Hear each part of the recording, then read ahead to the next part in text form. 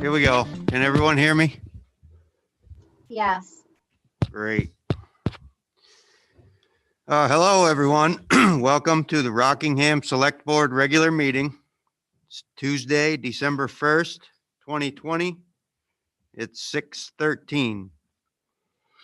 We're meeting in the Town Hall Lower Theater this evening. And there's a Zoom link for those joining that way. I'd like to call the meeting to order. Are there any additions to the agenda for routine administrative matters and/or pressing matters that will require ratification at a future meeting? I have none.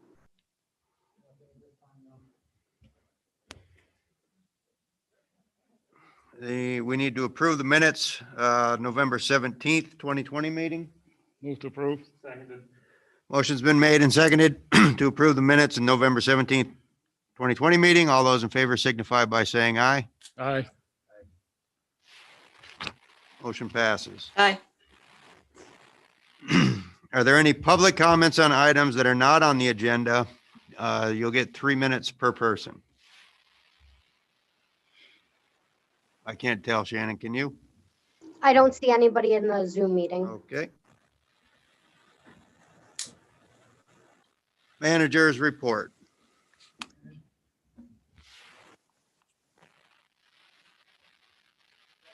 Okay, Tom, a couple of items just for update. We've made some changes at the recycling center. And as you can imagine, anytime you make some changes, there's some people that are not happy, some people that are happy. A couple things just so that you're aware, we did change the locks. So I have redistributed keys. So there's a limited number of keys that have been distributed to the appropriate personnel, highway, fire, myself, and full-time employees. So there is the old keys, for whatever reason, had been distributed on a much greater basis. So we wanted to cut down our, distribution. So we have a much more limited distribution now. We put the new platforms in. I don't know if you had a chance to go down there recently. I think it's been helpful for folks that platforms on either side now of the compactors, so people can step up and not have to reach over their shoulders. You know, folks that are a little bit smaller sometimes are having difficulty getting things into the compactors. Larry White is now down there full time. He's been working with some of our customers, especially as it relates to the scale, and just so that the select board is aware, some of our customers are not real happy. I guess they have been receiving a beneficial, when they do come in, they're not always weighed. And so therefore, there are times, I think, when they were disposing of items and much to their benefit, much, not to our benefit. So we've been more aggressive in telling folks, especially with large loads, you got to come over the scales. Some people have been upset about that. Some people have complained to me when I've been there, as well as to Larry and others, that they're going to come and complain to the board. So as you're all aware, if somebody does come to complain, that's been one of the things that has been tightened up in terms of how we're operating the area there. We've cleaned out more of the material from inside of the building. One of the things that we're going to look at and talk about as we go forward is cardboard and the ability to possibly look at getting a cardboard baler. And if there is enough market, and we're doing some research now to see where the prices are with cardboard and to see if it's worth the investment to separate that out from the single stream, bale it, keep it dry inside the building, and then be able to sell that material potentially, as opposed to right now, it's just part of our single stream distribution. And then the last thing that I'll just highlight on our end is we're looking at also potential of adding some lights to the facility. It is dark in spots and in corners, and this time of the year, it can be dark fairly early and dark at times. So we're going to look at the potential of doing that. But we're working on, I think, transitioning, as we talked about, in a 2-year cycle. We want to get at least the facility to start breaking even. We don't think that's unrealistic. And then look at a second year of possibly going to an enterprise fund and talking about making it its own entity off the general fund and self-supporting. So I think we can get there. It's a little bit painful, obviously, every time you transition, but so far, I think it's been, we're moving in a positive direction on that recycling center. Anybody have any questions, any comments? Yes. Mr. Chairman, I think the cardboard thing is a good thing to explore. Charlestown has a very, very beneficial arrangement, reference cardboard, so maybe worth inquiring with some information with that. Yep. Also, as far as going over the scales, just from my brief time volunteering down there, I know Peter's spent an extensive amount of time, but you know, it makes a difference when we as a town are paying the freight and people come in and you've got a mattress that's dry and throw it in. The difference in weight, you can come into the one that's soaking wet and been out in the front yard for 2 weeks. So, and who picks up the difference on that? The taxpayer. So, in the town. So I think it's a great idea. More emphasis on them scales. To use them and utilize them. Because we're short-changing ourselves. I think that's glad to see that. I will say sadly, I was down there not most of the day, pretty much most of it. And there was only one unsatisfied customer that didn't want to go across the scale. The rest of them kind of gave you a sour look, but they bit the bullet. So it was a good move. I know in the past we discussed that at one point with the then manager of the facility, and it kind of just laid in limbo there for a while. Nothing ever got done. So I'm glad to see that's done, because I've seen stuff fall out of the bags in the rubbish dumpster that shouldn't be in there, and it was construction material. So I'm glad to see it getting weighed. So that should help our, you can always tell, you can tell it's starting to help our the plus end anyway, the revenue end. So I can see there's a little jump in the revenue there for where we should be. So Well, we're going to track that as well, obviously. And one of the things I'll come back to you and we'll talk about is our C&D disposal costs. It's ridiculously low. yeah, I need to do some research and give you some generic pricing for some of our neighbors. And then I think we can all agree that we probably need to make some move on that number as well. I think we've been subsidizing a lot of that as well with folks. And I think that, again, if our goal is to move this towards a different type of arrangement and off the taxpayer general fund, then I think that's something we're going to have to pursue as well. So I'll be bringing that back to you as well as we move forward. Excellent. Thank you. Anything else? Just a little bit of an update, obviously, on COVID. As we're returning back from the holidays and everybody's had different levels of impact depending upon your workplace or your family or what's going on individually with schools or other types of public entities. At this point, we've maintained that the building is open to the public. We've asked and have continued to ask the public to comply with mask mandates and to be, respectful when they come into the building of trying to maintain social distancing. Our traffic in the building is low enough at this point that I think we're going to maintain that posture unless we're given a governor's order where we have to close the building under some sort of statewide mandate. At this point, I don't know if we're going to get one of those. It really is kind of a week by week scenario. So as of now, we're open to the public. We're open for business. We're hoping to maintain ourselves, through the short term that way.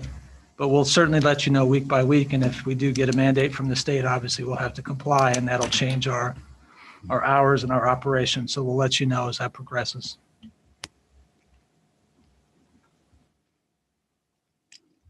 Okay, thank you very much.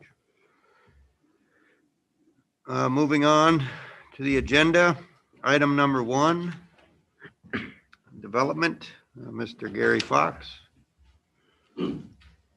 Thanks. So I'm gonna just. You guys got all your paperwork? Yep. So I'm just gonna pass around these pictures while I talk. They're pictures of the machine parts that are in the gravel mill. I'm gonna take a gander and pass it on.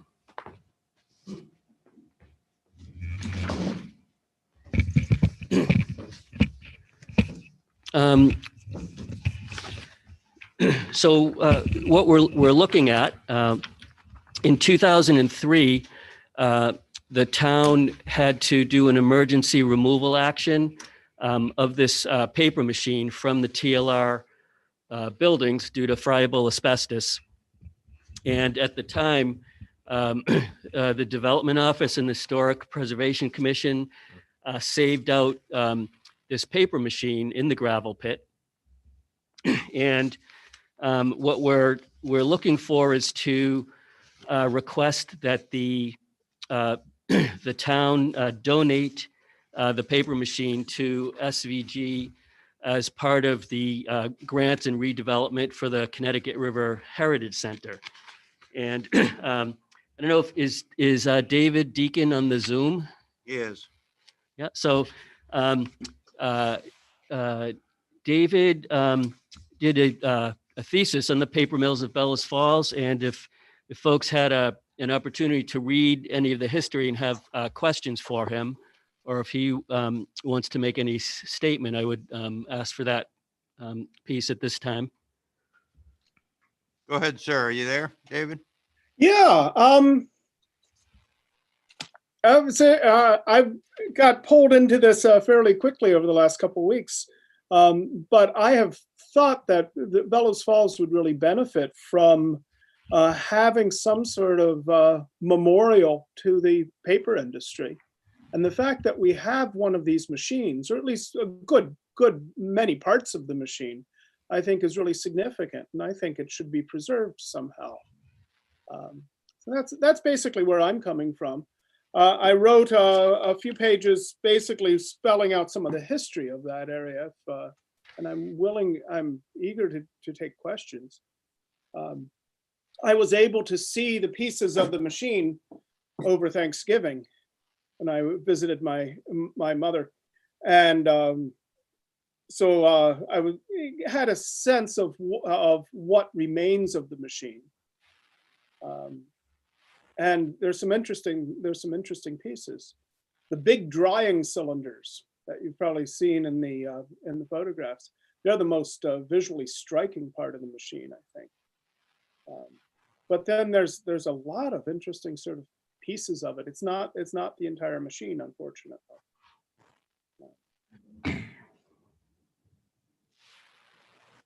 Yes? I have a question.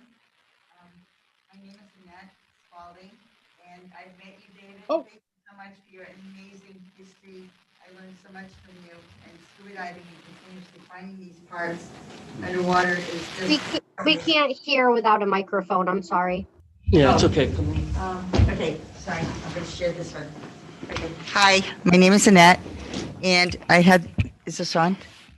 Okay, I had the opportunity to meet David Deacon, and I've learned so much from him. I scuba dive, and I've been finding a lot of very historic things in our area, which is just unbelievable. The first of this, the first of that, and we have so much history in our community.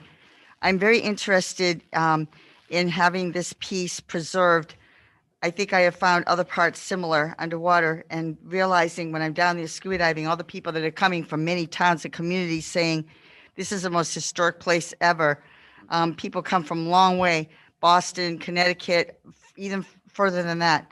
And so when I'm down there diving, they're always asking me if I find what I see and everything. And I really think this is a real benefit to our community to have this historic walk. I did 167 dives down there this year, and I just really feel that by giving this to SVG, who's a nonprofit organization, that we would be eligible for our community for grants to preserve it and have it part of the park, where if the town just holds on to it and it sits in the paper mill and rots away, and David identified this, and I just was so amazed. So David, I think, would you say that this is one of the earliest pieces ever made by international, that was used as international paper? Is that?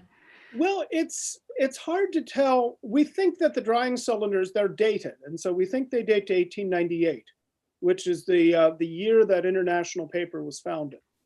The Bellows Falls mills were some of the first mills of the International Paper Company. The people who organized it, one was active in Bellows Falls and the other was active in Rumford, Maine.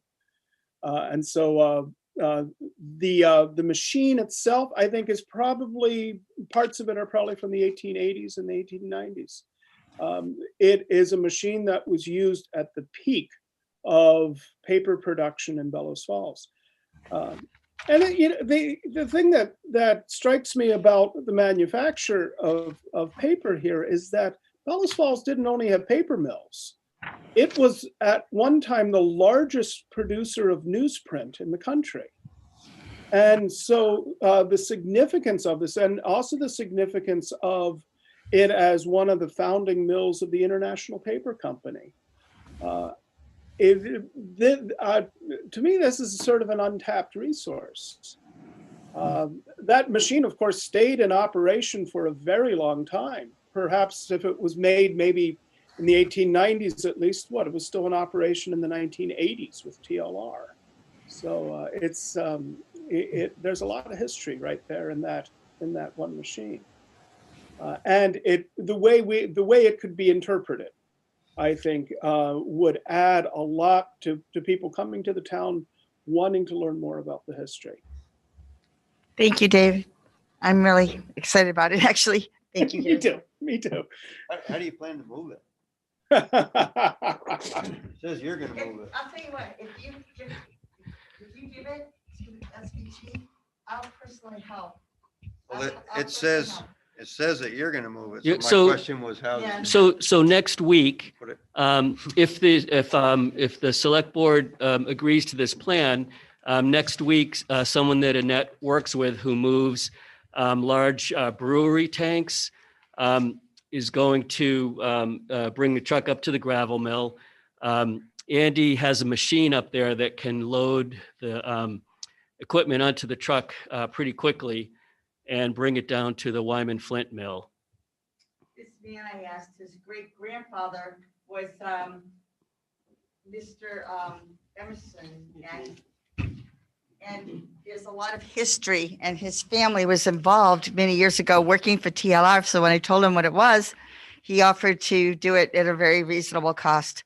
So because I really care so much about the community, I love the walkway, I'm going to cover the cost for him. And I was hoping maybe the town could help him with the equipment, unloading it onto his equipment on the trailer. And then when it gets down to the location, maybe helping unload it. He has a lot of experience. He has all the straps, and I'm really hoping that can happen. I've really taken an interest to this very much with all the diving and things I've been finding. It's really good for the town. I see people all the time down there asking me about it.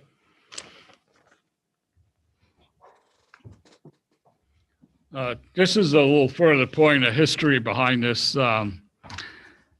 Back when this was first moved into the pit, it was never divulged where this equipment was going because they were afraid it was going to be stolen.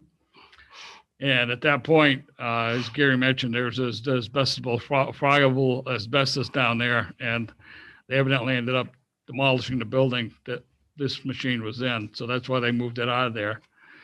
And RAMP at that point decided to apply for a grant so we could have some sort of a display, and the grant never came through. So that's why they moved it up to, which is now known, everybody knows now, it's at the pit. And it stayed there for several years before we finally decided to do something with it. I'm glad to see it's going to do something besides sit there and rust. Yes, exactly. Any other discussion? Entertain a motion? Or discussion? Motion's written. Mr. Chairman, I move to, I'm not sure I want to say donate, the International Paper Company paper machine that was removed from the TLR mill complex in 2003 to Sustainable Valley Group for the purpose of historic preservation. I'll second it. Motion's been made and seconded to move. How you want to word it? Move the International Paper Company paper machine? Well, find out what the intent is here. It says we donate to Sustainable Valley Group, and if you read the whole paperwork that Gary's so nicely provided here, what happens if none of this plan comes to fruition? Then what happens to the machine? SVG then owns it, or if we donate it to them, they own it. They could turn around and sell it to somebody else, and the town would then be, at the disadvantage. So I'm just wondering, you've got a 5-year lease here, in back here, and I got some questions on that too, but that's for discussion later. The next section you got here. So I guess I would like to know what happens in the next 5 years. I mean, this process of the TLI mill has gone on for, I'm going to guess anywhere from 10 years, as long as I've been on this board, to maybe 15 years, and nothing's really developed down there. So it just makes me a little hesitant to just donate the equipment to SVG.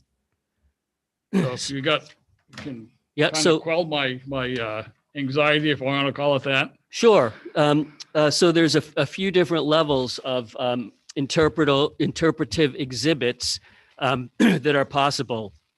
So the lowest possible use, say that the contamination at TLR is too much and the dilapidation of the building is too far along to save those. And same with Wyman Flint, and there cannot be a heritage center there for the display. The paper machine could easily be set up in a 20-foot by 10-foot concrete pad as a display on the riverfront. So the trail in the riverfront, it's actually not a trail. It's formally a historic interpretive park, and part of the point of that is to have interpretive displays on it. So the gristmill, TLR, Wyman Flint, those are all part of the interpretive park. If the museum type spaces cannot be developed indoors, the lowest end use would be that the machine is set up on the trail outside as an exhibit. Highest end use would be that either in the Wyman Flint or the TLR buildings, part of it is exhibit space, part of it is incubator business space. There's been different ideas for the exhibits. The first time that, 2 years ago when Susan Small here wrote about the International Paper Buildings, when the select board approved a stabilization grant to the block grant program, International Paper reached out and said they don't invest in communities where they don't have active mills, but they would be happy to participate in setting up an exhibit to help sponsor that. So let's see. So one of the ideas was to have a mural of the full paper machine. So the packet of pictures I sent around, the top picture was the full machine in operation in the Wyman Flint building. The same type of machine, not the one from TLR, but the same Fournier paper machine. So one possible setup, and it just as an example, as the exhibit is developed, would be a mural of the full size machine on the wall, and then the paper machine, the parts in the places that are appropriate for them would be coming out of the wall.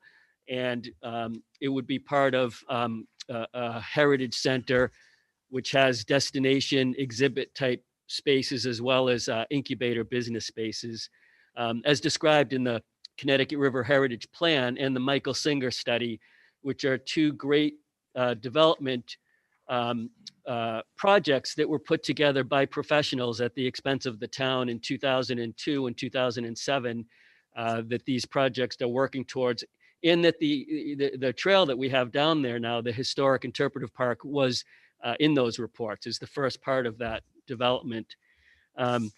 So anyway, the short answer to worst case scenario is that it is an exhibit on the trail outside if the buildings cannot be redeveloped. Also, you mentioning that, Peter, back during the trustees, when Kay Hennessy was village president, and I believe Stuart Reed was on the board, that I think is the time frame, about 2001 or 2, when that machine, I believe, came out of there. And at the time, I know Stuart, who probably may have some more information about it, advocated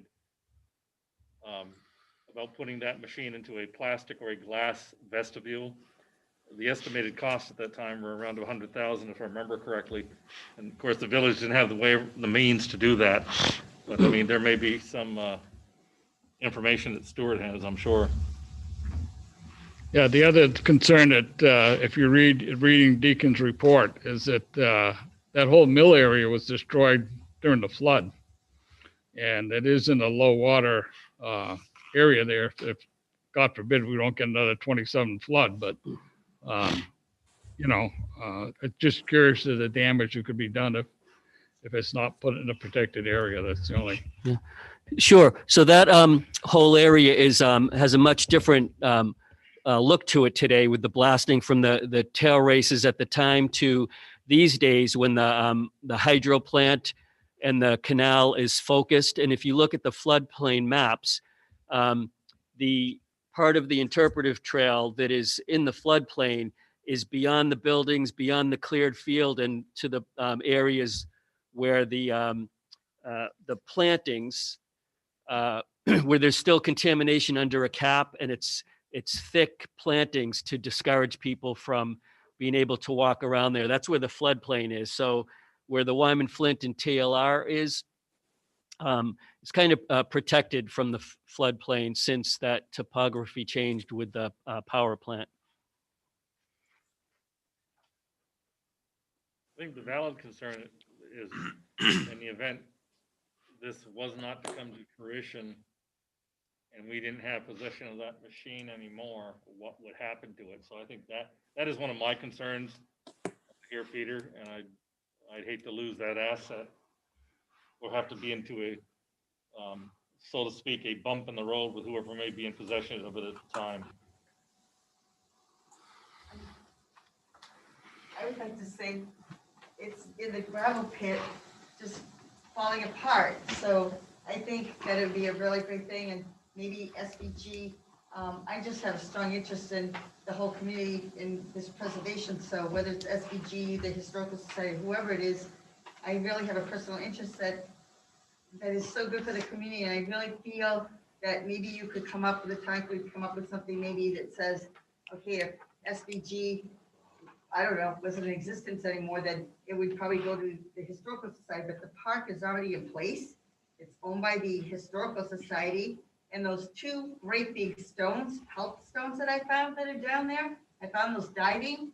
And when they were building the trail, they were actually able to get them out of the water and put them there. And people always ask me about them. People are really, they should be seen and preserved for people. And where they are right now, they're being protected there probably because nobody could find them. But if they did, they wouldn't be protected, that's for sure. There's a lot of pieces that could come up, that aren't that heavy. And my personal, as a taxpayer, I would love to see those taken out of there and our history preserved and have them along that walkway and have them part of that park. Yeah. I think we all agree with having it on display, and we have to close the gravel pit. We're all in agreement there. I think the concern, and including myself, is that it's written to donate it to the SVG group. That's what we're talking about. So I guess, And it's being moved. The second part of this, the next item is about SVG leasing that property. So we haven't even got to that part yet, but it's written as donating it. And I think the strong history that we've all talked about here, that's an important piece to this community and to donate it to someone. I think, I don't like the way that's worded. Yeah, that's why I said I had a problem with the word donate. I don't have a problem with the intent. It's get me wrong. In fact, I think it was a couple months ago, I brought this up about taking that mill, the machinery out of that pit. And I think I remember bringing it up at BFADC and saying it was too bad we couldn't have plunked it up on the Robertson Paper Company area, but that would have deleted, would have taken away from that project. So we really couldn't have done that. But if we could figure out some way to change this wording to say that if the proposal to rehabilitate that area doesn't come to fruition, then it will be, revert to a historical exhibit rather than just, it's a little vague the way it's written here. It's, So I think the important, oh, sorry, can I Yeah, speak I to was just gonna check with Susan Hammond, see if she hasn't said anything. See if she has anything she wants to add right now, and then we'll hear from you again, Gary. You have anything, Susan? Yeah, no, I mean, sorry. I think having it back in that spot would be great. I don't know if there's some way you can put in conditions that, it would be donated to SVG, once the plans are in fruition. I don't know if that would make more sense. I actually don't have a problem donating it to them, but I think putting some kind of, maybe some conditions might be helpful. Well, maybe some verbiage, Mr. Chairman, if it would, in the event didn't come to fruition, that the machine would revert back to the town of Rockingham. Well, maybe as opposed to a donation, governments can only do certain things, right? We dispose of surplus property, we buy property, we sell property. We can do if you'd like, we can do a transfer in the idea being that the transfer is contingent upon the successful completion of the lease and the establishment of some historical display or whatever other wording you want to use for that. If not, we have not given up ownership of the asset. It just reverts back to the property of the town. Right. So The other item I'm hearing is, it's a transfer in kind, basically. no, I understand that, but what I'm Right. saying is, once we're out of that pit and it goes back to whatever state it will be in, I think the concern is, regardless of who has possession of the machine, is where could we put it? Where could it be in a safe location where stuff won't disappear? Can fill in a little bit on that. Yeah, we've talked. Yeah, so a few things. One, I don't think there's any attachment to SVG for owning the machine. It has a lot of value to us for its cultural heritage. In terms of sale, like scrap metals not getting all that much these days. It's I would be concerned about leaving it in the open where it could be stolen, but in terms of it being sold, it doesn't come near the value that it has to us for the cultural heritage. And but the reason it's important for the ownership is for access to grants, development of exhibits. The town could could own it and do the same thing. But in the interest of the town not being a developer landowner, they have BFADC and SVG, a local development corps that can access grants, clean up properties without the town taking on that liability. Donations can be restricted. You can make a restricted donation, and you'd have to ask attorney. I know from working with a lot of nonprofits, when they have a restricted donation on the books, they cannot legally use that for something else. So certainly you could have conditions, restricted donation, whatever you needed to do to feel comfortable. I'm sure, Dave Bont is not here, but I'm sure he would feel fine with whatever the town came up with for conditions. And there's a fenced area next to the Wyman Flint that's lockable. And initially, everything will be put behind that fence and be protected so that it can't walk away.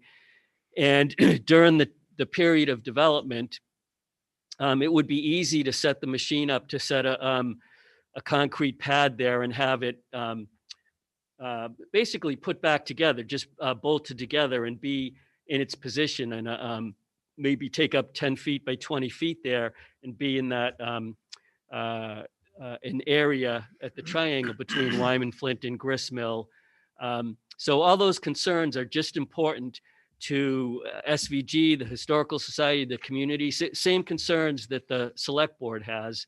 And I think everyone wants to do whatever works to protect that historic asset for the historic preservation, the exhibit, the cultural heritage. So however the wording has to be, maybe it makes sense to have the town attorney write language for it. But I think it is important that for the development that there is during the development period, whether reverts to the town if there is no development, but during that development period that there is ownership of it for securing the grants to put together the exhibit at that site. I don't know if that helps at all. SVG would, yes. Right. Okay, then another thought would be, if that is the case, would SGV have a, I don't know, gentleman's agreement or some type of agreement in the event whatever didn't work out, they would donate it back to the town of Rockingham? Well, Devin, if you're concerned about that we're not seeing progress, or you're concerned that we're not going to be able to complete the transaction and create the historical exhibit, I think what we could do is add language that if the town asked, then we would have a formal ask, right, in writing, and SVG would have to respond. And if they could not respond within 30 days, the town would take full possession of the asset. So you wouldn't give up anything more than a 30-day requirement to ask, so let's say 2 years from now, you guys are dissatisfied and we haven't been able to make progress, and you say, listen, send a notice. We'd like to, get this back in our possession, and we have some ideas of where we want to move it or how we want to store it or maintain it. And we would do that with a 30-day notice, and then it would be back to our possession to do with it what we will. So I have faith that we won't have to do that, but that's a fail safe if you'd like to incorporate that, which maybe will satisfy those concerns. What about if we throw in another set of sentence here that says the equipment shall be installed for a historical exhibit? Right at the end there, after your historic preservation. Also, right, accomplishes the same goal. Yeah, Just a sure. little and less- it's just a one little less sentence, but formal, at least yes. It's a good says idea. that it will be an exhibit, one form or another, and because then the challenge becomes later on, are you going to want to put a kiosk or some sort of a plaque down there that describes what the machine is? People aren't going to know. They're just going to see a bunch of machines there and they're not even going to know what it is. So that's a cost that's going to be, I'm sure, probably be covered by a grant or included in the grant application, the cost thereof. So the people wandering down there looking at the millstones can, those can be included in the same thing. So just thinking down the road here, and that's another cost that somewhere that we ought to be thinking about now rather than 5 years down the road when, I'm just thinking out loud here. No, an exhibit would have to have an interpretive plaque to describe what it is. And I think the Historical Society is putting up kiosks with language describing the stuff there. It's in process and the funds are there. That piece just hasn't been up yet, but I think it will be this coming summer. The kiosk has been procured. They're working on the language. So it is a historic interpretive park, which does include interpretive language describing the exhibits and the history. You're right, absolutely. And that sentence would make it a restricted donation as well. That's what I was just thinking. That way there, it's not going to go back up to the pit or trying to find someplace else to hide it. And it's going to be down there where the rest of the exhibit area is. And it just solves the situation, I think. As well as what Scott said is a fail safe too. Yeah. I mean, might as well have everything in there that you can to protect the town's interest. You want to amend it? Yeah, I'll amend it with that sentence, after the end of historic preservation, the motion should then read, move to donate the International Paper Company paper machine that was removed from TLR Mill Complex in 2003 to the Sustainable Valley Group, Inc. for the purposes of historic preservation. The equipment shall be installed for a historical exhibit. That way it gives you the ownership of it to go apply for your Not grant. me, Sustainable Valley Group. Need a second on the amendment. Yeah, I'll accept the second. I agree with that, Gary. So the amended motion, you hear that, everyone? Any further discussion? All those in favor would signify by saying aye. Aye. Aye. Aye. Motion passes. Thank Thank you you. guys very much. Good luck putting that thing on your Explorer. Did that also include the lease terms as well? I No. just want to make sure, Gaetano, or are we doing that? We haven't separate? got to that. Okay, thank you. So next item Item 2. is a TLR lease proposal.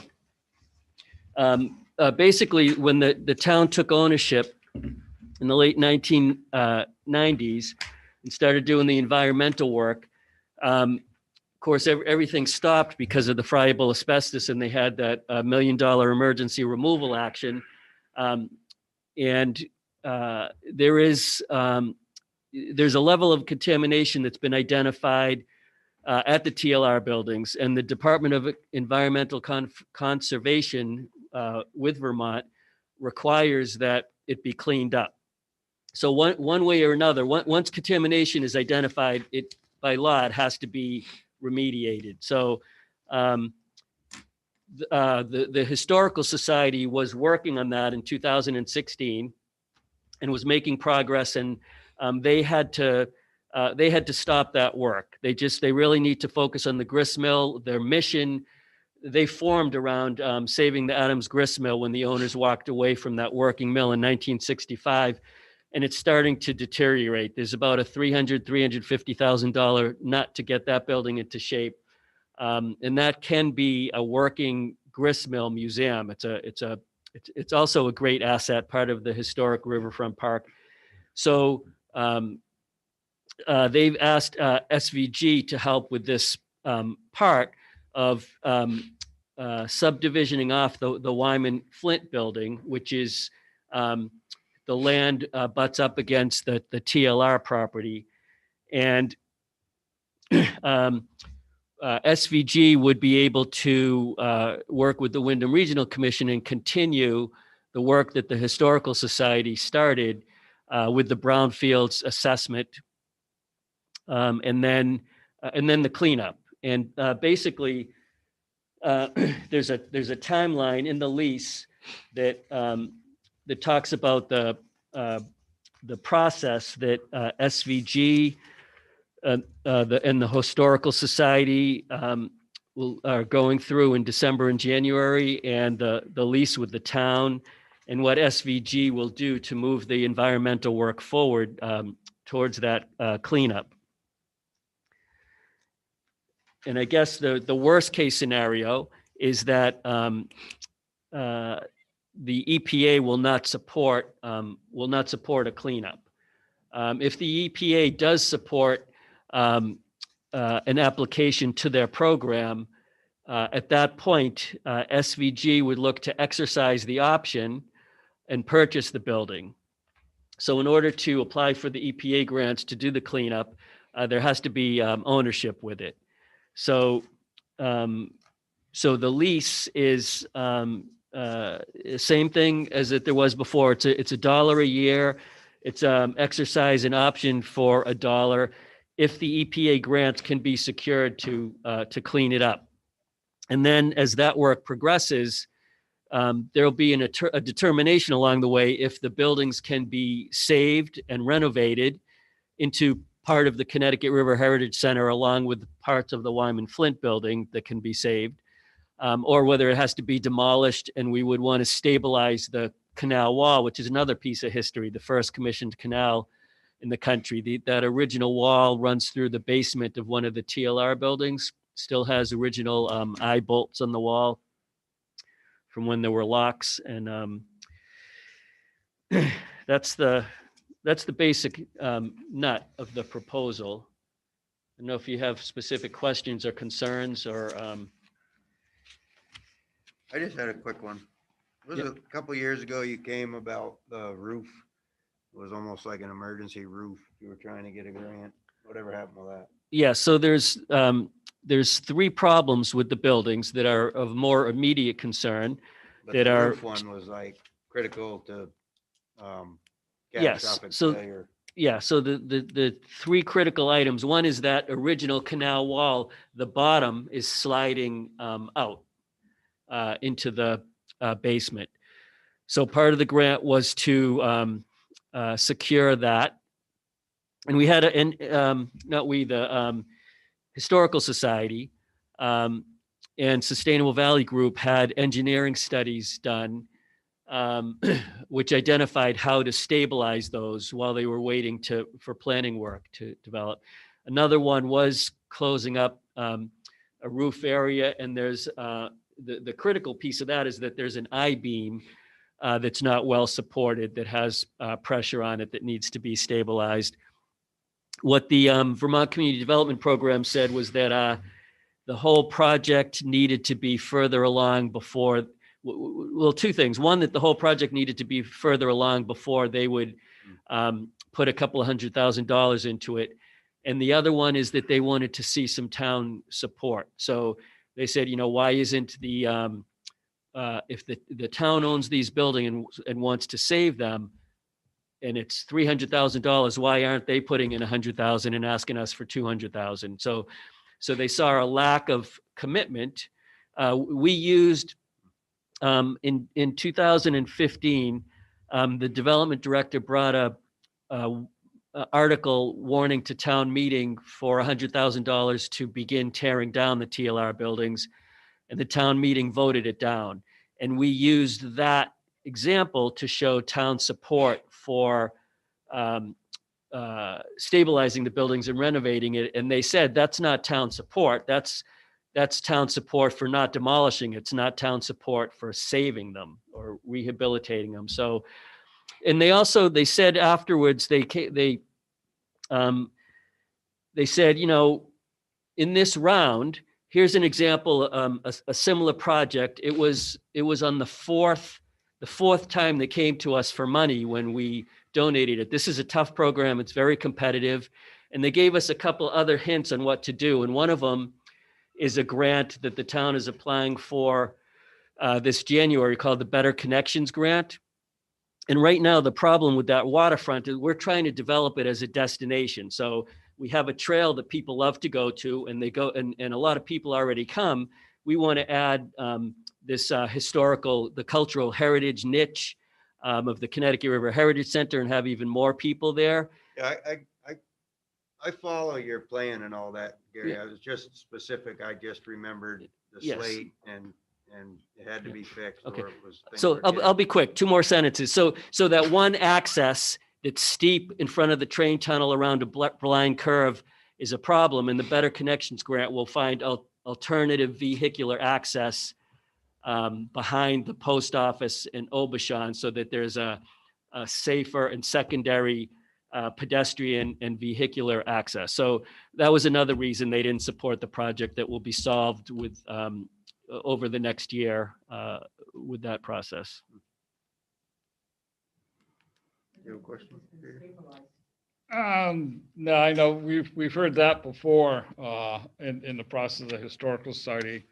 And that access to that area has always been a problem anyway. Yes. The way it's designed now, which is probably why the townspeople refuse to, or kind of hesitant about putting funds aside to do something with those buildings when there's really not a lot of access and there's no firm commitment as to what is going to be put in down there.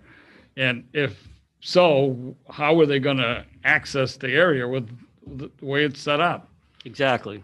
So it has a lot of challenges down there. Let's put it that way. Opportunities. But do you need a motion on the floor to continue this discussion? Because I got some questions in the lease. There's a motion there. Mr. Chairman, I would move that the select board approve the lease of TLR complex to Sustainable Valley Group to continue the environmental assessment and cleanup for the purposes of redevelopment. I'll second it. Motion's been made and seconded to approve the lease of the TLR building complex, SVG. Discussion. Mr. Chairman, Gary, in your lease agreement, a lot of verbiage that refers to buyer, seller, lease, lessee, et cetera, et cetera. But on number 7, there's no reference to a certificate of insurance for the showing the town, so that we know that you guys are. I know it does say that you're in the on the agenda that you're going to take care of a liability insurance, et cetera, but it doesn't state that. I'm not sure if it even has to be. I guess we'd have to refer that over. You probably should in the agreement. Isn't it stated somewhere else? It is. It's in the agreement. There's It's in the 1 agreement million. down on their projected timetable, but it does not specifically noted in the lease itself. So I think that the lease includes Lease. Exhibit A. The lease refers to Exhibit A and says it's inclusive as part of the agreement. And that talks about the liability insurance of $1 million per claim, 2 million aggregate. So it is a requirement in the agreement. If you'd like it written differently in the lease, that's fine. I'm sure that I think it should be incorporated in the lease agreement because that's part of the agreement. yes. It is incorporated in the lease agreement. Well, specifically how, because I'm not, He just, well, I understand, explained it. he just said is A. It's the signature page on the back of the signature page is Exhibit A, and then it does show, and maybe it's a little confusing because it does have a timeline, but as part of that, under the December 2020 items, it does specifically spell out the terms of the insurance that are required. Oh, no, I Yeah. see that. I just, Certainly add a section if you'd like us to just take that language and make it a specific requirement within the lease. We could add it as an item. It's not a problem. yeah, because I had a little background in real estate, never went for the license, but I mean, it's not in the lease as you see it here.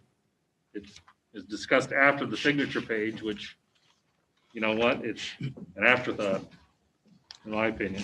We I can know just, it's not, I'm just saying it needs to be in just, the body of the agreement. we can add those terms as item 27 within the leasing terms, if that would make it clearer to the board, and then hopefully then it eliminates that concern of having to go to Exhibit A to find the requirement. We can just add it as insurance, amend your motion to state that, reflect that, which is Yeah, our typical requirement they're gonna add- But we for can, line 27. let me finish with the other code. On number 9, Gary, it's mentioning during the lease option period, the buyer, and it goes on to say the buyer and the seller buyer, but it doesn't say anything about the lessee. I wonder if the word lessee needs to be put in there, say the buyer/lessee. Because you're talking about a lease option period, you're not the buyer until everything comes to fruition. It's technicality, but I don't know, even know if it's required at that point. This is same lease for the historical society, like literally. Yes, it is. I think this was put together by Ray Masuko for 2006. Chip Stearns and the Historical Society, Kathy Bergman, maybe. If I recall at the time, and I may be wrong, but I thought it was reviewed by the town attorney, because I was on the board there at the time, but it wasn't created by us. You're probably right. I'm speculating based on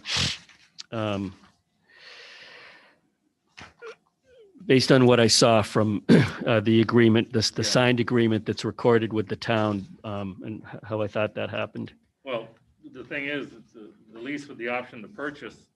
In fact, I think, if I remember correctly, Monty Barnett was the chairman of the board at the time. We entered into, I believe, a 2-year agreement. I believe Chip Stearns may have been the municipal manager at the time, but it states in one of these things that I read on that agreement, or lease option to purchase. Where is it here? If I can find it. Paul McGinley, and we know that goes back some years. I know that's maybe a little history standpoint there, but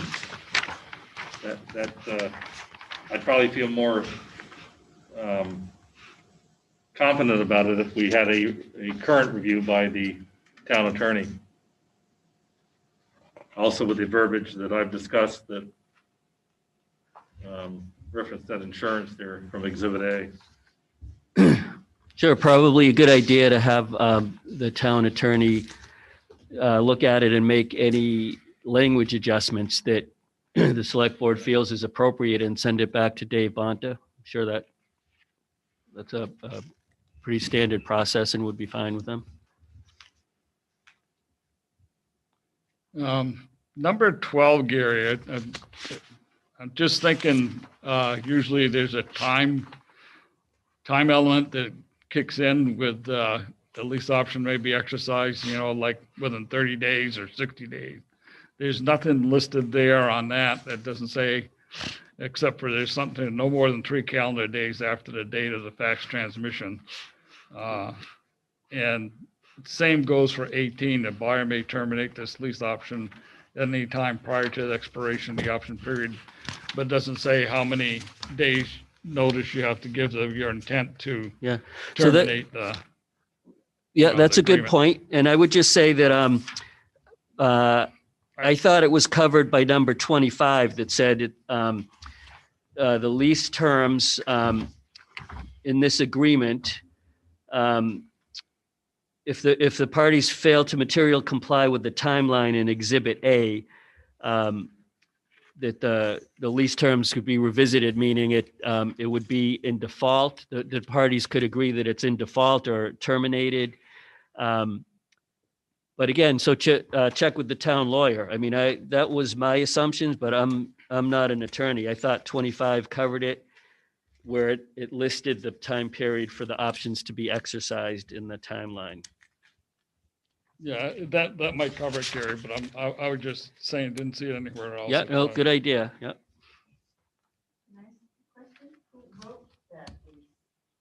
I don't know. I thought it was Ray Masuko, but Stefan says that it was not. That Do you have more, Peter? I'm not 100% sure. I'm just saying I don't recollect that at the time when I was here.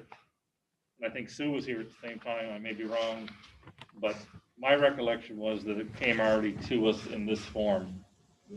yeah, from Ray Masuko. But It's irrelevant. Right, irrelevant. it's irrelevant. Do you So have more, Peter? I think the town. I think we should have due diligence from the town's attorney. We definitely don't want to put the town at risk for anything that's not reasonable, and that makes sense. And I don't. I'm sure that SVG and Dave Bonta, president, would say the same. I mean, I don't have a problem with an agreement. I just want to make sure that the town's interests are, Yes, me too. yeah. Actually, I like the idea if we can. All right, so we have a motion and a second, and now we want to send this to the town attorney for review. Do you want to just change the wording to say on the motion to just say the pending review by an attorney? Sounds like a good And amendment. then that way it gets this thing kicked down the road, and if there's no problems from the attorney end of it, you're on your way. And just add the language for the Yeah. insurance as an item. Just Yeah. add it as item Yeah, 27. just a certificate of insurance be That added way in it's there. clear to everybody, so Yeah. we're not searching an appendix. Yeah, as long as for it. I don't think it has to be part of the motion because we're just approving the lease, but just make sure those, yeah, Form, just and then gets if there's done, that might be just modifications brought that up are to the- not substantive, we'll brought up allow to the those. If attorney, it's right. substantive, we'll bring it back to the town for additional consideration. Sounds good. So you amended your motion to add pending attorney review, or Yeah, right. second that? I'll second that. The amended motion, pending attorney review for the SVG lease. All those in favor would signify by saying aye. Aye. Aye. Aye. Great. Thank you for your time, attention, and diligence. Appreciate it. Thank you, Guys Gary. as well.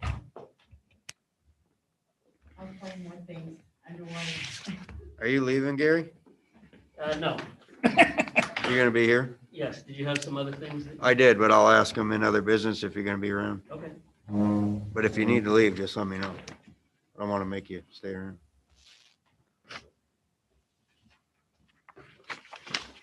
Okay, next, finance. Hopefully Shannon's Hello. still here. Hello. She's there. Still there. I'm still here.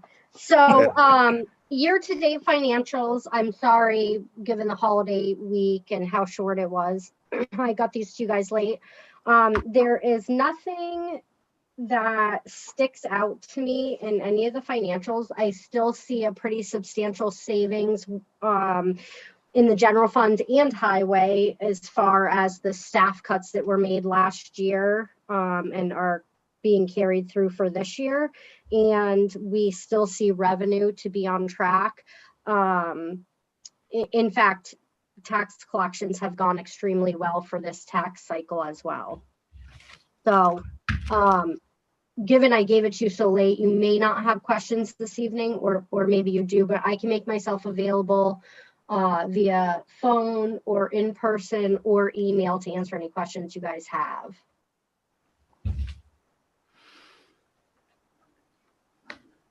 Okay, thank you. Anyone have any questions right now?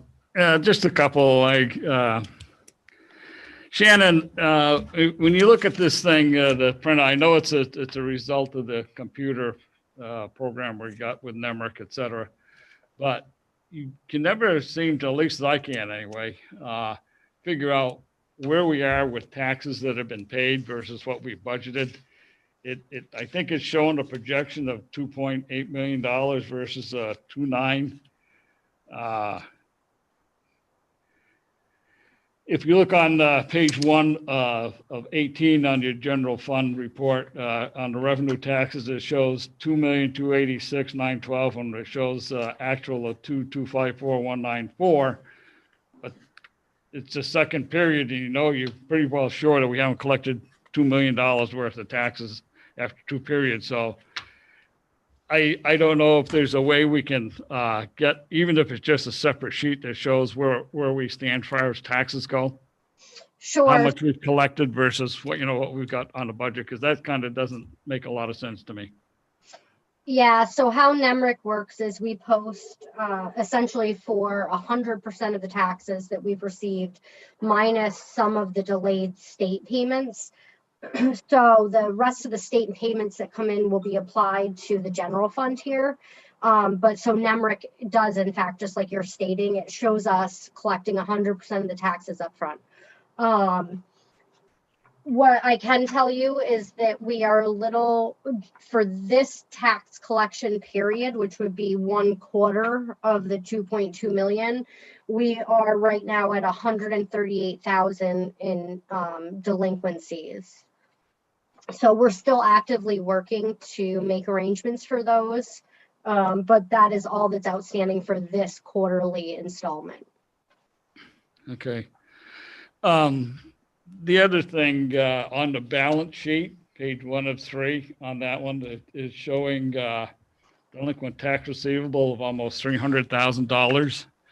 And then the minutes we approved, you mentioned that you didn't think we ought to do a tax sale because there was $200,000 worth of delinquent taxes. And I'm just wondering, Sure. 100,000, is that 95,853 also the penalties and interest on that delinquent taxes, or is that No, so, other? Nope. So the delinquent tax receivable is all combined all years. And so we have, that's why at this point, a tax sale, and a lot of this is actually, there's already agreements on it, so we wouldn't be able to send it to tax sale. So currently, as of 11/30, we have $300,000 with all past years and the current quarter, the first 2 quarters of this fiscal year. I was just thinking going forward that maybe we might want to consider doing a tax sale here in the not too distant future. I'm not opposed to it. Right now is a difficult time for individuals, and we are trying to work with them. And you actually have an extremely low delinquency rate. Less than 200,000 of this is from all previous years combined for the town. So a tax sale, regardless of how many accounts you send, costs about $100,000. And then during a pandemic, what we're threatening is for people to not have a place to live. So given how low our delinquency rate is and how hard people are working to maintain their agreements and work with us, I think now might just be a bad time. Shannon, I Okay. have a question. Is the Hetty Green still on the books or has that been taken off at this point? That was taken off. Okay, so that doesn't include, that 300,000 doesn't include that. Okay. Correct. So we had about 200,000 in previous years, and then we took off the Hetty Green, which is what lowered the delinquency.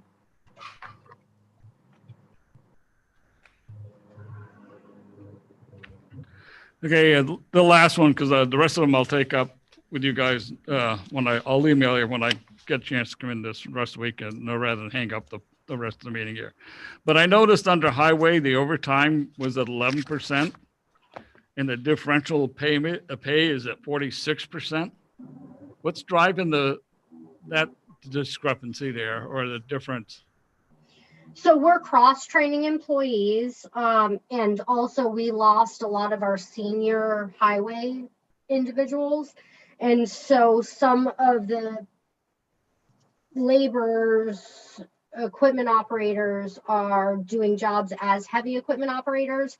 And so they get a shift differential because their pay doesn't reflect it. The 11% for overtime is 100% thanks to Andy. He has really worked out a schedule and worked out the ability to have these individuals here during the daytime hours and do what needs to be done.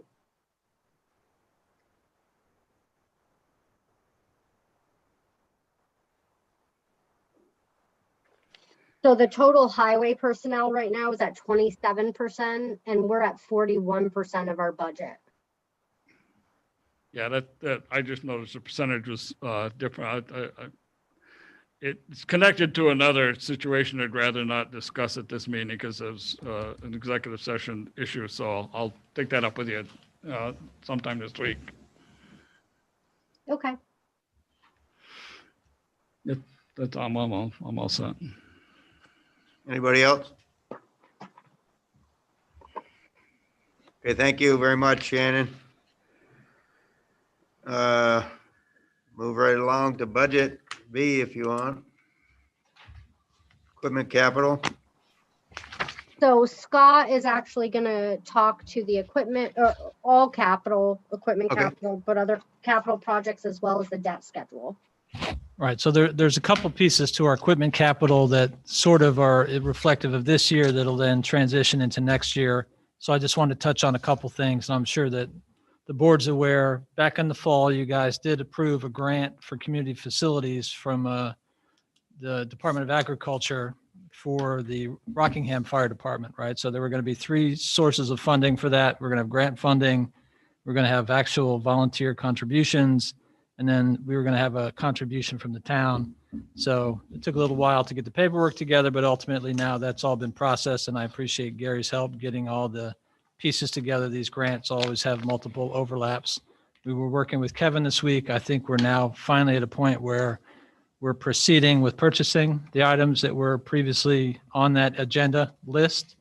So we're hopeful that we can get this all approved and bought and hopefully acquired in our hands here fairly quickly. If suppliers have inventory, that's obviously the biggest concern at this point, is just where we are in the supply chain with some of these things. So that is in process, and so that was good news. There's a second grant that we're processing as well. And this is a 2021 CLG grant. And the reason I'm just bringing this up, and this is something you guys do on a routine basis, but a portion of this grant for next year is specific to the Rockingham Meeting House. And what they're going to be looking at is going back and trying to identify original colors and elements of the original colors, and then try to apply that for restoration And as we've talked about painting various sections and doing other restoration in the building, having this work done, having it reviewed, and then ultimately then trying to find something that matches a historic preservation component, I think is something that would be beneficial to the long-term preservation of the meeting house. So that's in our grant application that's going out here, Gary, I think this week. And then we're hoping to have that information back so that can help us with the next phase of the meeting house. I think Sue had asked at a previous meeting where we stood on trying to complete some of the painting. And that should help guide us on some of those decisions as we do that next round of, preservation and stewardship of the building. So I just wanted to bring that to the select board's attention, just so that they understand, as these things are progressing, that'll help us on those two specific areas, and grant funding has been very beneficial and helpful in both of those. On our equipment schedule for this year, currently, we talked at the last meeting, and the board had raised a concern about budget and where we are in terms of the impact on our taxpayers, and whether or not this is a year to go out and look at acquisition as opposed to maybe looking at some alternatives. We have a very limited 2022 budget for new equipment.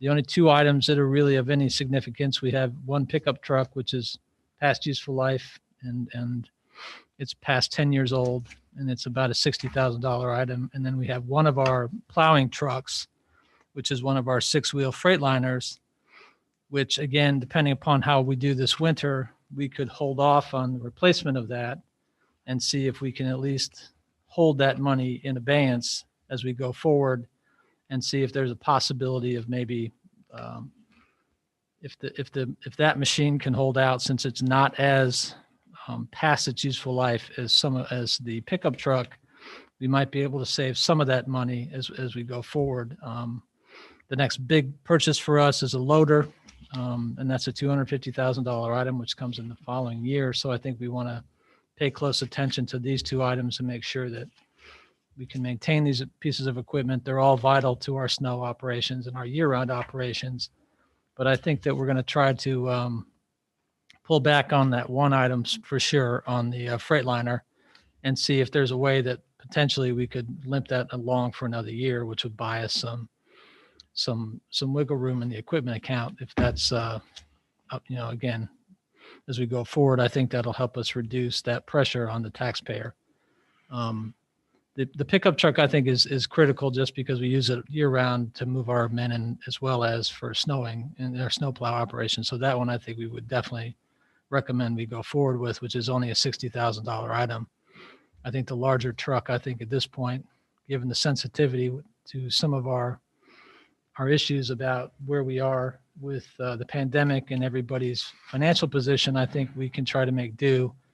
And, we'll all keep our fingers crossed that we don't have one of these brutal winters and we end up beating up the equipment. But at this point, I think we can try to at least do that to help accommodate, even out some of our cash flow. And we'll leave that, again, as opinion for the town as we finalize. If that's something you'd like us to do, then we'll look at how that impacts our numbers and see what that might do in terms of our tax rate and helping us get to the bottom line. So those are the major equipment items that we wanted to talk about. There's really nothing else of significance in next year's budget that will be impacting us. Like I said, the loader is a little farther out. So that's sort of the 10,000 foot view on the equipment. Does anybody have any questions just on that in general? So we can jump real quickly to, I think in your packet, folded up and inserted somewhere in your town financial statements, there was also our debt service schedule. And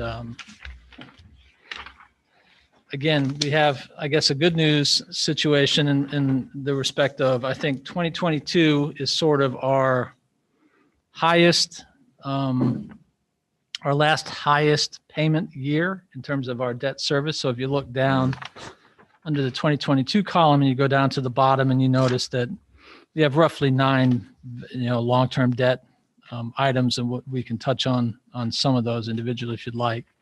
And the principal and interest on the majority of that, except for the theater, is 749. And you have another $102,000 in municipal bonds for the theater. So you have a roughly for next year, you'll have an $851,000 debt service payment.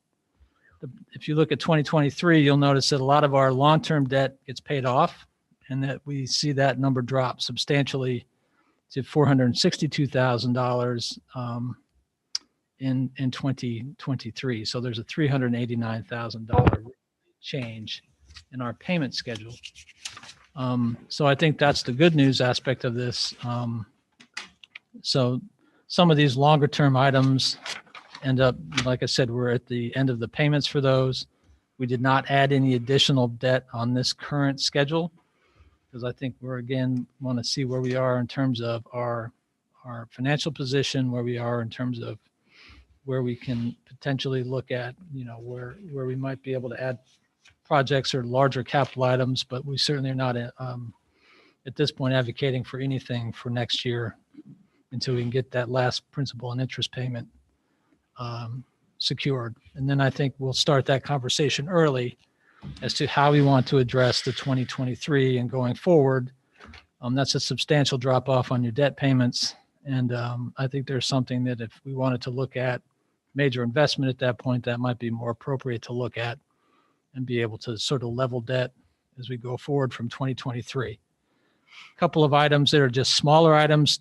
If you look at number 4 and number 5 in the debt schedule, these are short-term notes that were done for equipment purchases. One is for a fire truck. The other one is for the rescue engine. The way Shannon had broken out the payments, she had backloaded in 2025 the debt so that it's level debt for 22, roughly the first, up through 24, and then 25, it has more of a large scale payout.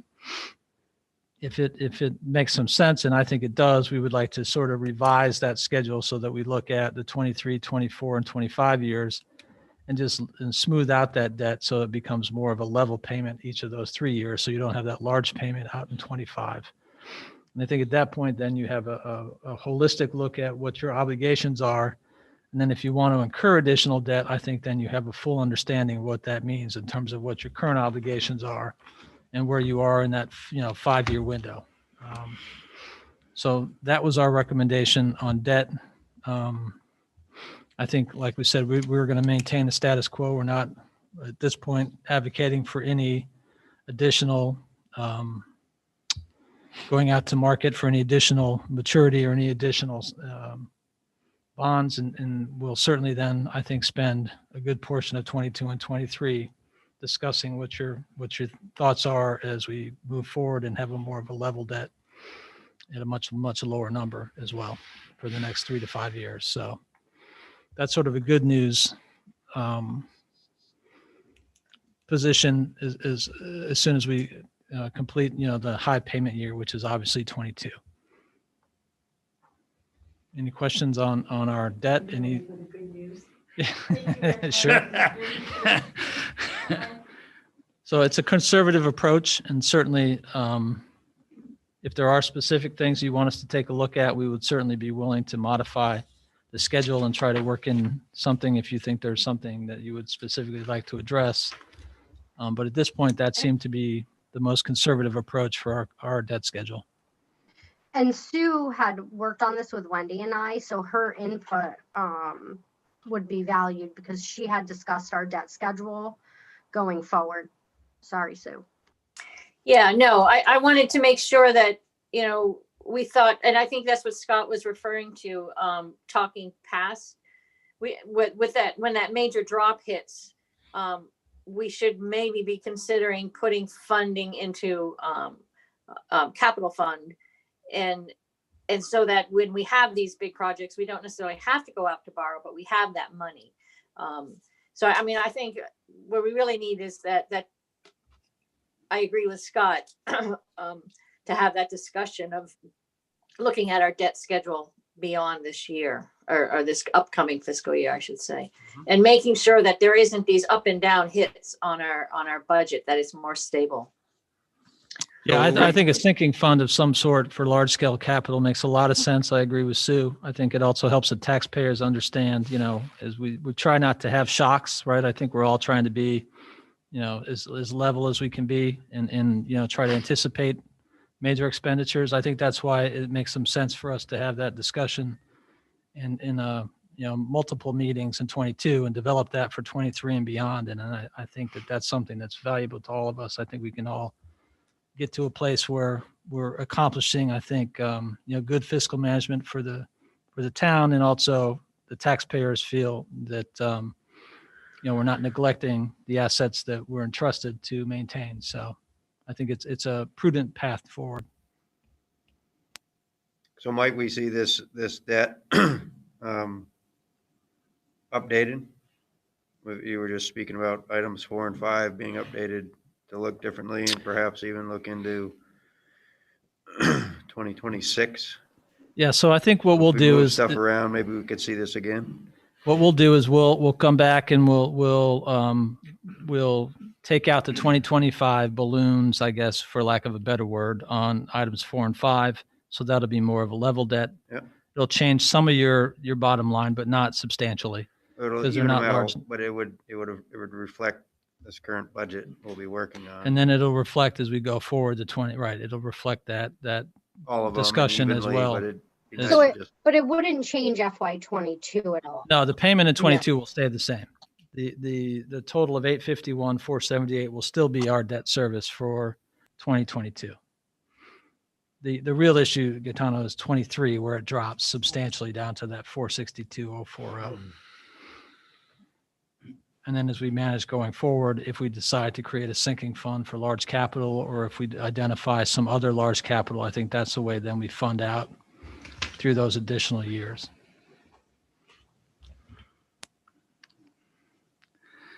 Well, it's good we're looking at it, because if between the debt service, between highway, general fund and equipment, equates somewhere around 22 cents on the tax rate right now. That's the thing. The other thing people don't take into consideration too is the school debt.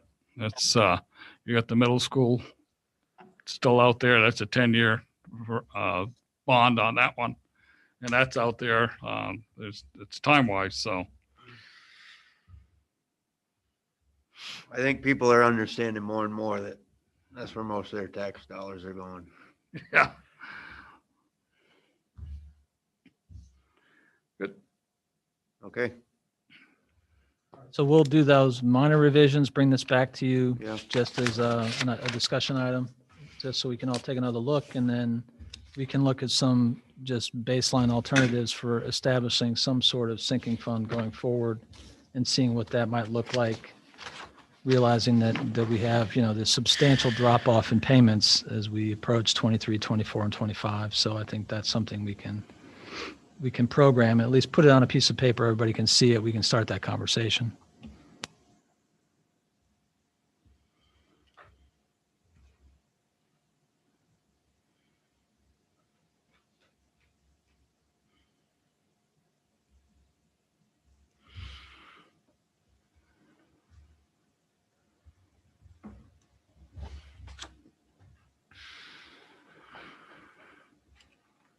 Any other questions right now? Debt services, move on to highway. Last meeting, and again, Sue had brought up the question of our paving, our funding for paving, because there had been a discussion about what our annual paving contribution was. And I believe 2 years ago, roughly, it was about 350,000. And then there was a discussion about whether it was going to increase in $50,000 increments to go to a 400,000, and then potentially a $450,000 number over consecutive years. Two things I think that we again have to take into consideration. We do have some ability. We did not fund it at the $450,000 level in our initial budget proposals. We did fund it at the lower level. However, there are funds available, I believe, and Shannon, you can jump in the highway fund itself if we wanted to up those budget numbers to reflect the $400,000 or $450,000 funding level. Yes, so what my recommendation would be is, given all of the savings that we had last year and then our anticipated savings this year, would be to take money out of the highway general fund to maintain a flat tax rate for the residents, but continue, like Sue was saying, and increase the pavement budget, because if we should stay on track for the plan that we had. And that's a good way to do it with funds we've already raised for the highway department, that we don't need in the general fund. So Shannon, that would mean at the town meeting, we would have to have a motion to move that out of the general fund into the next year's highway fund, like we did in the past. Correct. And I'm also advocating the same for the general fund, the town general fund, as well as the highway fund.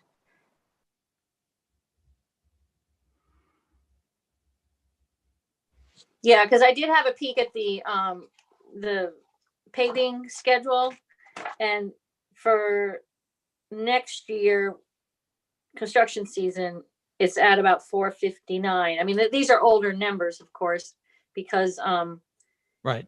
They were done. Right. Because asphalt's actually gone down in price, and because of the from when this was made, so we might even be able to, that number might be lower, and those roads may have to be looked at again to make. But yeah, and in addition, we have done a couple of the roads in advance of the schedule. But we are in communication with Everett, which is great because he's able to give us some insight into how to move forward with this. So Scott has already met with him.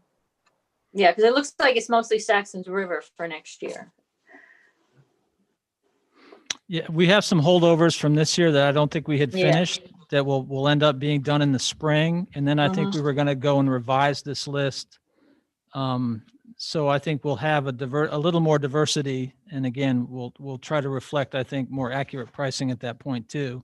So I think the list might be a little longer in terms of number of streets, but we'll try to keep it to that same, that same base number. About 450 is really what we're shooting for, which would then mean, a transfer of roughly $100,000 to reach that level.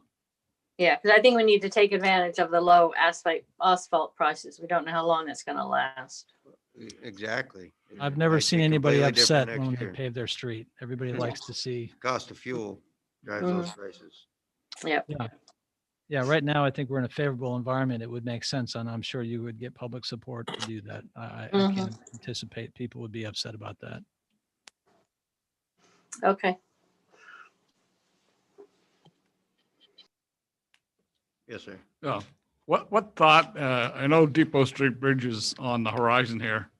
What thought have we, or has any thought been given to setting aside some reserve funds to build up for that? I think we're due 175,000 or something we got to put into it. We're just now starting to discuss the plans for that, and there are some additional utility relocations and some other things that haven't been incorporated. So I think we'll get a better sense of that than just talking with the engineers. Probably we need another 3 to 6 months to get sort of that 40-50% design. And at that point, then I think I'll be able to come back to you with better numbers. And then I think we'll probably end up with a schedule as well from when they think this thing will be let, when it'll actually be under construction, and we'll have a better handle on the entire project. Yeah, I didn't know if I know at one point we discussed setting up some sort of reserve thing, so much a year to stick into it, a fund reserved for that purpose, so that when the time came to do it, we wouldn't have to go out and borrow the money. Wasn't it? We agreed on a number, but it was pending what they found, right? Like we had, in the motion we passed was, pending what they found on this, on Canal Street when they drilled, and we would be responsible for it. There was people that thought it wasn't going to be significant cleanup. So weren't we waiting for those tests, which would impact exactly how much it The cost total us, cost. right? Yeah, they haven't finished all that engineering, so I'm a little hesitant to jump in and give you guys numbers until No, I it get was, that. they were, I thought Right. that's what they were drilling when they were drilling the cores. and- They've done some, they've Early done some on. boring, but there's also some additional engineering they need to do for utility relocation, and I'm not sure what That was else. separate from like a significant impact Yeah, I think of one way or the other for the town, the impact. was the contamination- EPA contamination. Yeah. Right, that would be the bigger number that would drive. And then Okay. I think So we really don't know yet. they haven't given me a really good handle on that. So I would be hesitant to put a number out there to say, let's reserve 150 or 250. I just don't have a good sense of that yet. So I'd mislead you at this point if I gave you something to shoot at. Yeah, but I know that agree in- with Peter that we should at least put something in that budget line, even if it's 10,000, just something, to start that process of people thinking that we're gonna have to be paying some of this.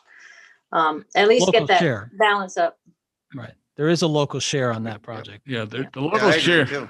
the local share I know, and looking at reviewing the paperwork, it's about 175,000 based on that project that we accepted or adopted the replacement in place. And then they did say something about there could be additional funding of about 140 grand for cleanup on contamination. But in talking But- to But that Karen wouldn't be in Vitelli FY there, she 22. covered most of that when she paid out 400,000 to clean up that area on that end of the bridge. So I find it kind of interesting that they may find something there. But anyway, What'd you say, Shannon? Oh, I was just saying that the majority of that probably would not be in our FY 22 budget. But put some away, like Susan and Peter are saying. Right. We're all in favor of that, I Is- think. All right, if we look at some, maybe a placeholder number, we could potentially look at, we have to make some changes to we had discussed earlier, we can look at maybe putting 50,000 as a placeholder. If you're comfortable with that, that would at least get you started. yeah, that's what I was just thinking. Something. And then we can see what that looks like as, we pull the numbers together. And before we get to our final numbers, we'll highlight that for you as we go over this again.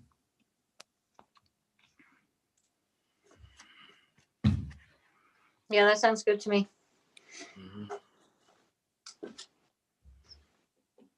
So 50 is the amount the board suggesting for a placeholder. Yeah. Yes. And we'll look at the offset, Shannon, as we talked about with the equipment schedule as well.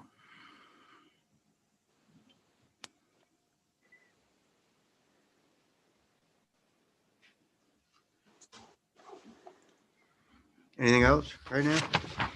Anyone?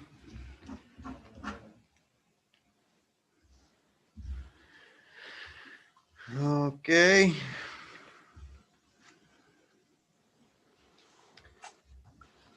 So, then we need to, our next meeting, that would be too 15, soon. 14 days from today. We need to review agenda items for our next meeting of the 15th of December. Yep. So can I recommend that we start bringing in staff to present their budgets? I do, yeah. Yeah. And depending on time and people's schedules, we could do, Maybe 3 departments per meeting. Would yeah, that work? or those Saturday ones or whatever, if people want to get to it here. I know sometimes you can get sort of in a zombie mode. You get too much. You know, get, it gets to it's the- about it gets to the 9 point of- of o'clock. Diminishing You're- returns. You're not into it. No. Right. People have started to think Yes, about, department heads coming up with their budgets. let me Shannon, at least get sounds 3 great. on the schedule for the 15th, and then we'll Sure. see how we want to go forward from there. And the library is going to come on the 15th as well. Ooh, Okay. And the library. fantastic. That's it for now. Well, sure something will come up. Do we have something else?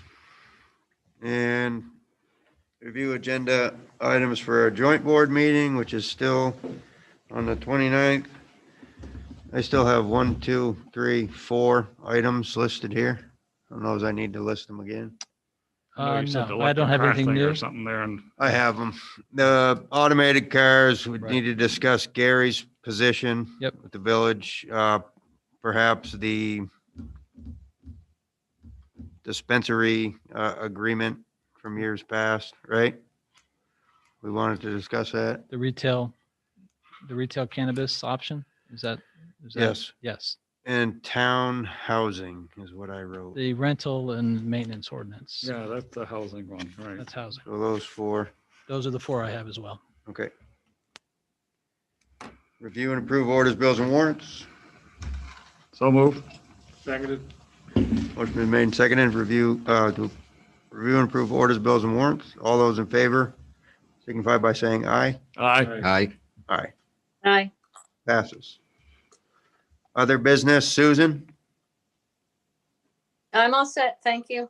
Ben, I'm all set, thanks. Stefan, Just want to say thank you to everybody that helped out with the tree and light display here over the weekend. Was down here for the tree lighting, and it attracted a fair amount of people.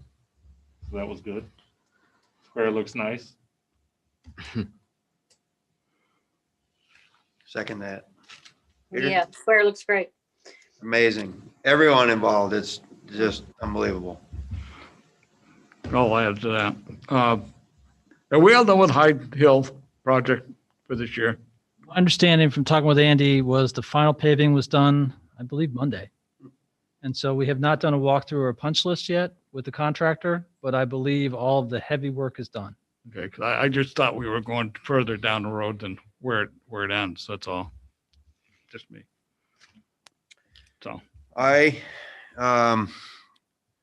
So I was asked again this morning about the Hetty Green and what was going on, and in particular, was their permits pulled? And people keep asking me this question, and my understanding is I'm not sure. So if someone has a straight answer on if permits have been pulled, I was asked that question again this morning. And question, just Gary's still here. It's kind of other business. It's probably we've all read about Brattleboro's potential Amtrak project station coming up, and just wondered if we had any information to pass along to the folks at home or to the board.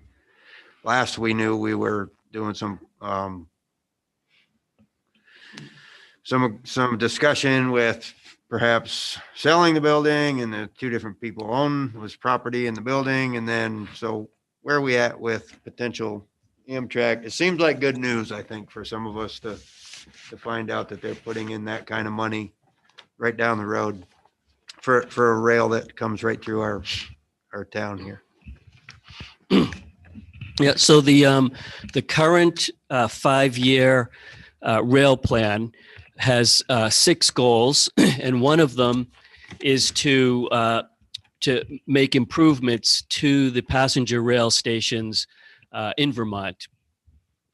For our station here in Bellows Falls, we have we're right in the middle of the ridership. So out of the 9 stations in Vermont, we have more ridership than 4 of them and less ridership than 4 of them. Brattleboro is, I think, either number 1 or 2. And the project for the Brattleboro station has been on the books for years and years. There's been challenges with it they've been working through, and it's a great project. It's really needed there. For the Bellows Falls station, we have some challenges here. The challenge that stopped us from being able to redevelop the station in 2003, 4, and 5 was the ownership. At town meeting this past year, the town designated $12,500 towards a feasibility study to start that process of, what can we do to develop the train station. During the interim in the summer, we applied for a USDA rural development grant, which those first funds leveraged.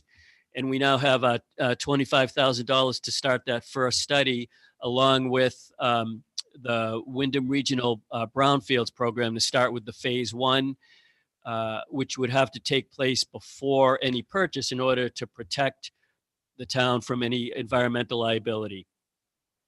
The feasibility study will look at the station for a public-private partnership and identify structurally what is the, maybe 20% of the station that needs to be in play for Amtrak for the, the 30 to 40 people that are waiting there at peak, and a private operator to help with expenses and development for the other 80% of the station.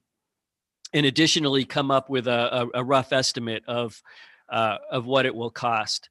The holdup in that project for us is that the environment. So the railroad, Green Mountain Railroad, owns the building for the passenger station.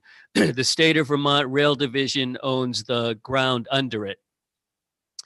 For environmental work, we really only need to look at the station structure itself and the ground in the basement and around the platform of the station. For the state, excuse me, whose property it is, that whole it's about, I think about 8 acres, 8.8 acres, that whole parcel on the northern end of the island is part of that state rail property. Once you do an environmental assessment and you discover the contamination, you can't just say, well, we're drawing a wall right here where the property that the town needs to be assessed is done, and any contamination right next to it we're going to ignore. So they need to, yeah, so they need to assess. Yes, so once it's identified, it needs to be cleaned up, and so it's going to look at that whole 8.8 acre process. So the state is not eligible for federal grants for cleanup. So for that whole parcel, we know the rail properties are there's a 99.9% chance there's contamination there, going back as far as 1849. And the state is very interested in cleaning up these properties. They don't try to avoid it, but why it's taking time is they need to go through their planning process and know that they'll have the funds available since they can't get grants to do the cleanup. And so right now we're waiting for sign off from the Division of Policy and Planning on the site control for the phase 1. And then we go to the Regional Planning Commission to do that phase 1. And we will be in January issuing an RFP to start that feasibility study with the $25,000 we have set aside to do the cost and structural estimates for that. Is that helpful? Sure, very much. Okay, great. Very, very detailed answer. I met with some people today who just happened to talk about railroads, and there was some discussion, Gary, about maybe some affiliation with Gopher Transportation. I'm not sure, but Pan Am Railways is to be acquired, or recently was acquired by CSX, who was looking to move into the Northeast through here.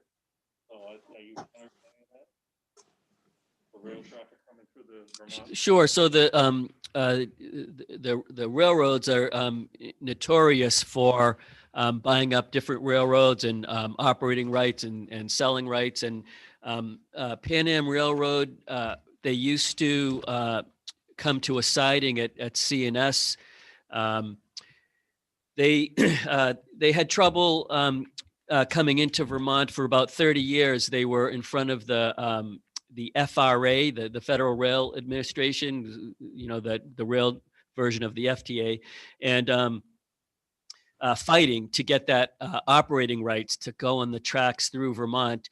And they eventually, after 30 years, they won those rights because they had to trace through the kind of mergers and acquisitions you're talking about. They had to trace through tens and tens of different of those purchases between different railroads to identify that Pan Am owned a piece of track in White River Junction, which by law gave them the right to operate into Vermont because they have to be able to get to their rail property in White River. So about 3 years ago, they started operating again through here.